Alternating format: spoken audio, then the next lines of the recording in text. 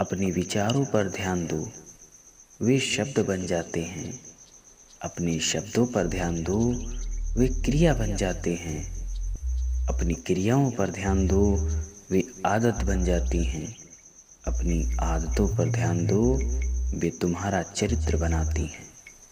अपने चरित्र पर ध्यान दो, वह तुम्हारी नियति का निर्माण करता है। हम सभी रोज कुछ न कुछ सीखते हैं और ज़्यादातर हम यही सीखते हैं कि पिछले दिन हमने जो सीखा था वह गलत था।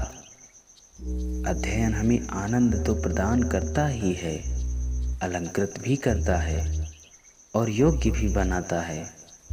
मस्तिष्क के लिए अध्ययन की उतनी ही आवश्यकता है जितनी शरीर के लिए व्यायाम की।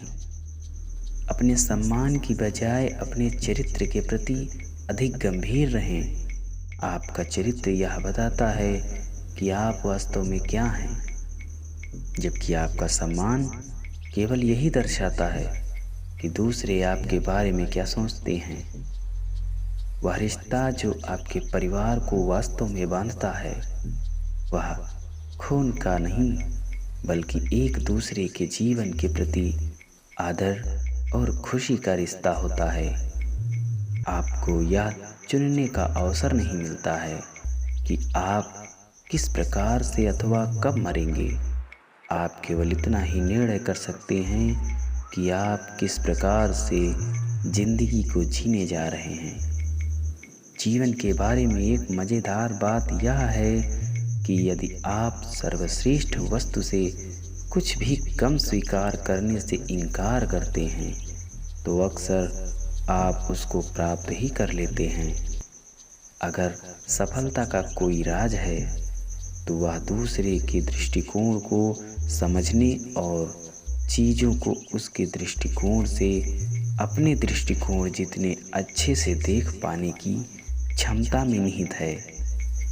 मैं यह नहीं कहूँगा कि मैं 1000 बार असफल हुआ। मैं यह कहूँगा कि ऐसे 1000 रास्ते हैं जो आपको असफलता तक पहुँचाते हैं।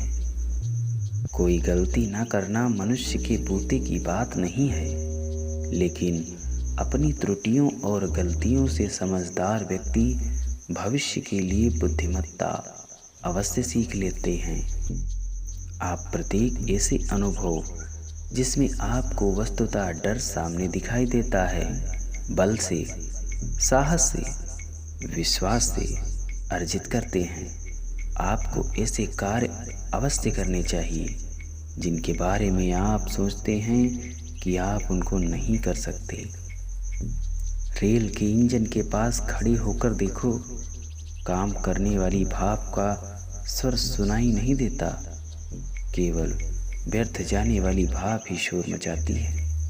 जो ऊर्जा शक्ति तुम्हारे भीतर उपयोग हो रही है वह गुप्त और अज्ञात रहती है।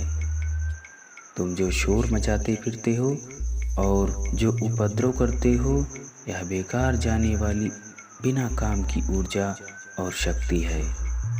उस मनुष्य के पास कौन बैठना चाहेगा?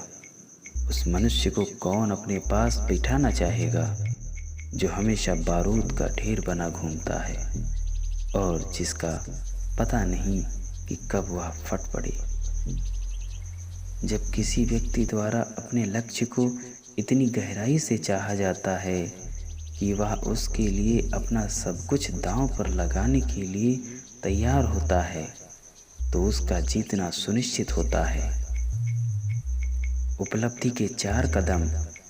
उद्देश्यपूर्ण योजना बनाएं, प्रार्थना के साथ तैयारी करें, सकारात्मक रूप से आगे बढ़ें, निरंतर अपने लक्ष्य के प्रति प्रयासरत रहें। निराशावादी व्यक्ति पवन के बारे में शिकायत करता है, आशावादी इसका रुख बदलने की आशा रखते हैं, लेकिन यथार्थवादी पाल को अनुकूल बनाता है। प्रतिकूल परिस्थितियों में कुछ व्यक्ति टूट जाते हैं जबकि अन्य व्यक्ति रिकॉर्ड तोड़ देते हैं।